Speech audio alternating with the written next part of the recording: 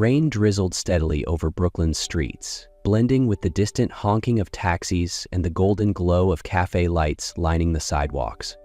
Inside a tiny corner bakery, Isabel Reed stood behind the counter, her hands swiftly arranging freshly baked croissants onto a tray.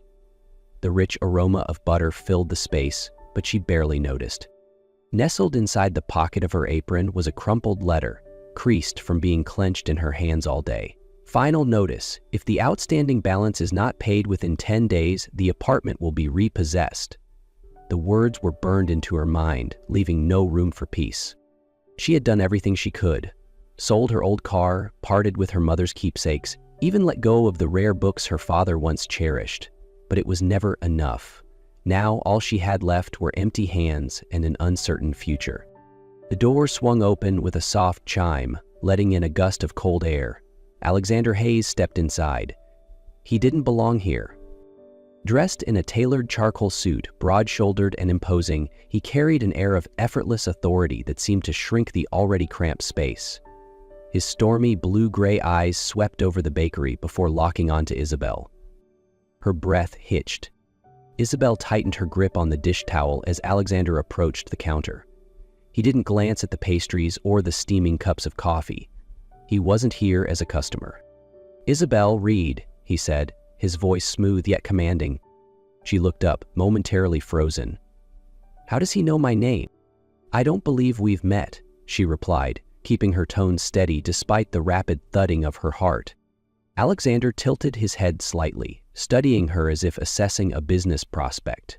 Then he reached into his coat and pulled out a sleek folder, setting it down on the counter with a soft thud. "Your debt," he stated plainly. Isabel's fingers trembled as she flipped open the folder. Her name, the overdue balance, the final notice from the bank, everything was there. She lifted her gaze, guarded. "Who are you? How do you have this?" Alexander remained unruffled. "I make it my business to know things." His voice carried no arrogance, just fact. "I'm here to offer you a deal." "A deal?" Isabel almost laughed at the absurdity. "I need a wife." For 1 year. The air in the bakery seemed to still. Isabel stared at him, certain she had misheard. But Alexander's expression remained unreadable. He was as composed as if he were negotiating a contract rather than proposing marriage. "Why?" Her voice was barely above a whisper. "My grandmother, Margaret Hayes, is dying," he said. "She wants to see me settled before she goes."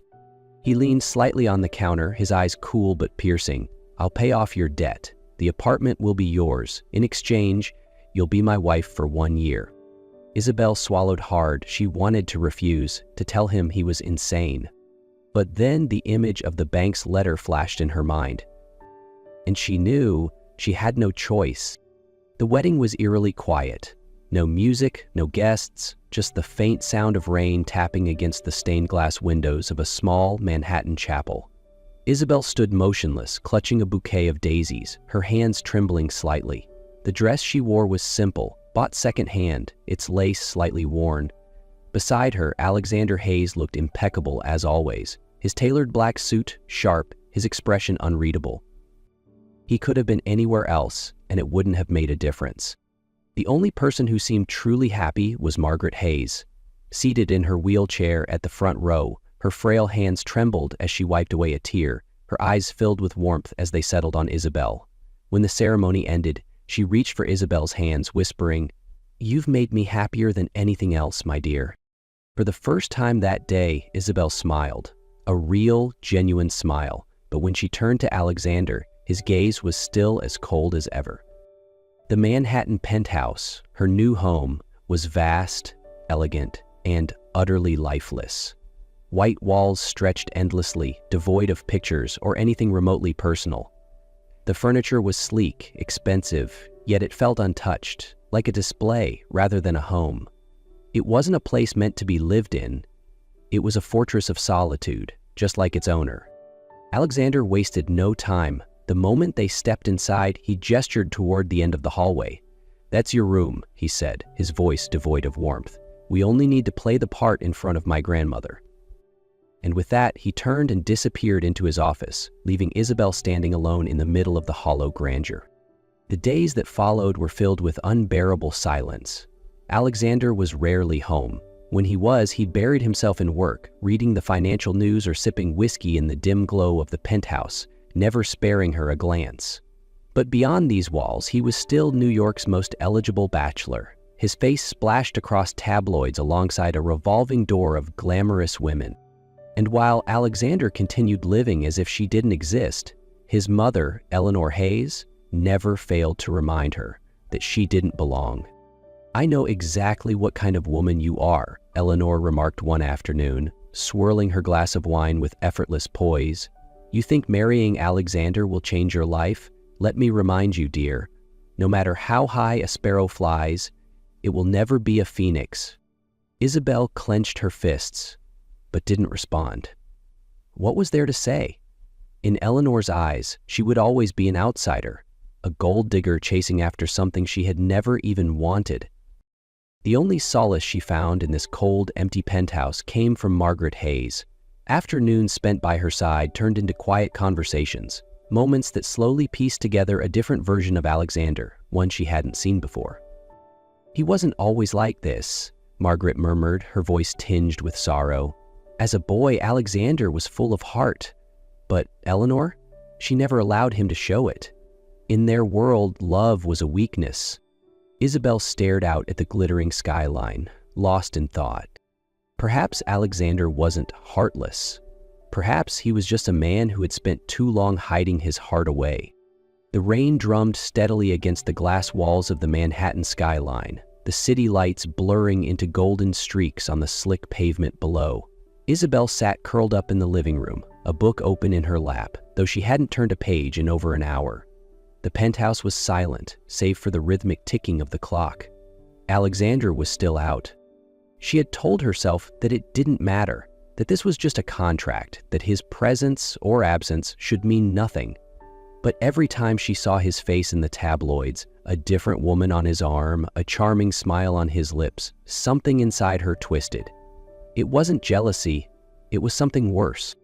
The door clicked open, shattering the quiet. Isabel turned her head and froze. Alexander stood there. His usually pristine shirt was crumpled, a few buttons undone, his dark hair tousled in a way that was so unlike him. He leaned against the doorway, his stormy gray-blue eyes glinting under the dim lights, but they were not as cold as usual. "Are you okay?" Isabel asked cautiously, stepping forward. He let out a short, humorless chuckle. "Do you care?" His voice was rough, thick with whiskey and something else, something deeper. He took an unsteady step toward her, and instinctively she reached out to steady him, but the second her fingers brushed against his arm, he froze. Their eyes met, and for the first time, Isabel saw something she had never seen before: vulnerability. And then, before she could think, Alexander kissed her. It wasn't gentle, it was desperate, urgent, like he was trying to silence something inside himself. Isabel's mind screamed at her to push him away. This was a mistake. This wasn't real. And yet, his touch, the raw intensity of it, sent a shiver down her spine. For so long, she had been surrounded by coldness, by distance. But here, in this fleeting moment, there was warmth. There was something real. She should have stopped it, but instead, she found herself melting into the kiss, drowning in the very thing she had never realized she craved. Then, just as abruptly as it had begun, Alexander pulled away. A flicker of something unreadable passed over his face, as if he had just crossed a line he never intended to. Without another word, he turned and walked away, leaving Isabel standing in the middle of the room, breathless, her lips still tingling from the fire he had ignited. The next morning, Alexander acted as if the night before had never happened. He didn't look at her. He didn't speak about the kiss. No apology, no explanation, just silence. If not for the way her heart still pounded at the memory, Isabel might have believed it was nothing but a dream. She threw herself into caring for Margaret, who had grown weaker in the past few days. The old woman's cough had worsened, and her frail hands trembled more often. And that was when Isabel realized Alexander was changing. He no longer left every night. One afternoon, As Isabel gently tucked a blanket around Margaret's thin shoulders, she felt a presence behind her. She looked up and met Alexander's gaze. He was standing in the doorway, watching her, something unreadable in his eyes. He said nothing, but the coldness was gone. Yet just as quickly as the moment arrived, it was shattered. Eleanor stormed into the penthouse like an unwelcome gust of wind, her heels clicking against the marble floors. Isabel barely had time to process her arrival before a newspaper was slammed onto the coffee table. Splashed across the front page was a headline dripping with venom. "The unknown beauty, the Hayes family's latest gold digger?" Eleanor stood with her arms crossed, the disgust in her expression unmistakable. "Did you really think you could fool everyone?" she sneered, her voice dripping with condescension. "You're nothing but a desperate girl who thinks she can latch onto Alexander and his fortune. You don't belong here, Isabel. You never will." Isabel clenched her fists, her nails digging into her palms. She wanted to argue, to shout that she had never wanted his money, that this marriage had never been about status. But what was the point? A part of her had already asked herself the same question. Before Eleanor could twist the knife any further, a voice, low and controlled, cut through the air. "Mother, that's enough." The room fell into a stunned silence. Eleanor turned, narrowing her eyes. But Alexander didn't back down. He stepped forward, standing beside Isabel, not in detachment, not in obligation, but in something that felt almost protective. "Isabel is my wife," he said, his voice sharp and unwavering, "and you don't get to change that." Eleanor's lips pressed into a thin line, fury flickering behind her perfectly curated composure. "You'll regret this, Alexander," she hissed. But this time, he didn't flinch. She let out a frustrated sigh, adjusting her pristine gloves, before turning and walking out of the penthouse without another word. The silence she left behind was suffocating. Isabel turned to Alexander, her heart pounding, confusion swirling in her chest. Why had he defended her? Why, for the first time, had he chosen her over his mother? Alexander exhaled, pinching the bridge of his nose as if he had just done something completely foreign to him. Then his gaze met hers, and for the briefest second, it softened. "I won't let anyone disrespect you," he said simply, his voice lower now, more certain. And then, before she could respond, he walked away, leaving Isabel standing there, her mind spinning with one single thought. Who is Alexander Hayes, really? The penthouse had never felt this quiet before. The absence of Margaret's soft laughter, the warmth of her presence, left a hollow space in its walls, one that neither Isabel nor Alexander knew how to fill. Margaret was gone. She had left peacefully, like a fading whisper in the wind. Yet, the silence she left behind was deafening. Alexander had not spoken a word since returning from the funeral. He locked himself in his room and didn't come out. Isabel knew he was grieving. She was too, but Alexander had always chosen solitude over comfort, as if letting someone see his pain would make him weaker. That first night, she knocked softly on his door. "Alexander, I know you're hurting, but you don't have to do this alone." No answer. The second night, she sat by his door, telling him stories Margaret had once shared. "She told me that when you were a boy, you climbed a tree just to put a fallen bird's nest back in its place. She said you were stubborn, but you had the kindest heart." Isabel let out a soft laugh. "She was so proud of you." Silence. But on the third night, just as she was about to give up and walk away, the door suddenly opened. Alexander stood there. He was no longer the composed CEO of Hayes Enterprises, no longer the untouchable man in tailored suits. He was just a broken man. And before she could say anything, he collapsed into her arms. Isabel stiffened, shocked, but then she wrapped her arms around him, holding him close. "I can't lose anyone else." His voice was raw, trembling, each word carrying the weight of his sorrow. "I can't, and I can't lose you either, Isabel." Her heart clenched. She tightened her hold on him, stroking his back gently, the way Margaret had once stroked her hair. "You won't lose me, Alexander," she whispered. "I'm here." They stayed there, in the dimly lit hallway, holding onto each other as if the world would shatter if they let go. For the first time, they were no longer two strangers bound by a contract. The days that followed felt different. Alexander no longer pulled away from her. The silence between them was no longer cold. It was softer, filled with unspoken understanding. He came home earlier, spent more time sitting beside her, as if drawn to her presence without realizing it. Something had shifted. And then, one morning, Isabel woke up with an uneasy feeling in her stomach. A wave of nausea hit her and she barely made it to the bathroom in time. She sat on the floor, breathless, her hand resting on her stomach as realization dawned on her. She was pregnant. Her mind swirled with emotions, fear, disbelief, and a quiet, overwhelming joy she didn't know what to do with. She thought about Alexander, about how much had changed between them, but she also knew how much losing people had hurt him. She was terrified of how he would react. That night, as they sat together, Alexander glanced at her, concern flickering in his gray-blue eyes. "You've been quiet today," he murmured. "What is it?" Isabel hesitated, gathering her courage. Then, softly, she said the words that would change everything. "I'm pregnant."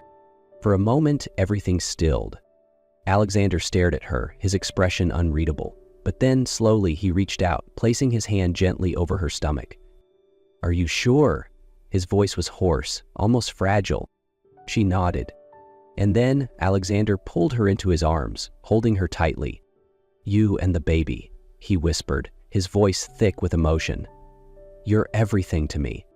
For the first time, Isabel saw a man who was no longer lost, no longer trapped in the shadows of his past. He had found something to hold on to. And she knew, so had she. 5 years had passed, and the wounds of the past had faded into nothing more than distant memories in a much longer story, a story of love, resilience, and unwavering faith. Isabel and Alexander had left the towering skyscrapers of Manhattan behind, choosing a quieter life outside New York.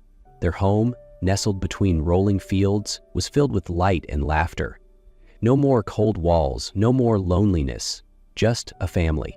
Ben, now Theo, had grown into a bright, sensitive boy with a gift that seemed almost otherworldly. His small fingers danced over the piano keys with a grace far beyond his years. "Where did you learn to play like this?" Isabel asked one afternoon, watching her son lose himself in the music. "I don't know," Theo grinned, his eyes alight with joy. "It just makes me happy." That night, as the stage lights bathed him in a soft golden glow, the audience held their breath as the first notes filled the concert hall. The piece wasn't grand or complex, but each note carried an innocence and depth that silenced the entire room. In the front row, Isabel clutched Alexander's hand, her eyes glistening. They had almost lost this moment. And then, from the crowd, a woman stood. Eleanor Hayes, who had once denied Isabel, who had tried to take everything away, now stood still, her piercing gray-blue eyes locked on her grandson, admiration softening the sharp edges of her features. When the performance ended, she approached them. There were no sharp words, no condescending remarks, just a long, searching gaze before she spoke. "I was wrong about you," Eleanor admitted, her voice quieter than before. Isabel didn't know what to say, but when Alexander gently squeezed her hand, she realized it didn't matter anymore. Alexander leaned down, his voice a quiet murmur against her ear. "We did it." Isabel smiled, resting her head against his shoulder. Love had never been about contracts or obligations.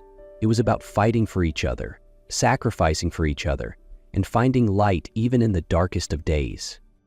They had been through everything, and they had won.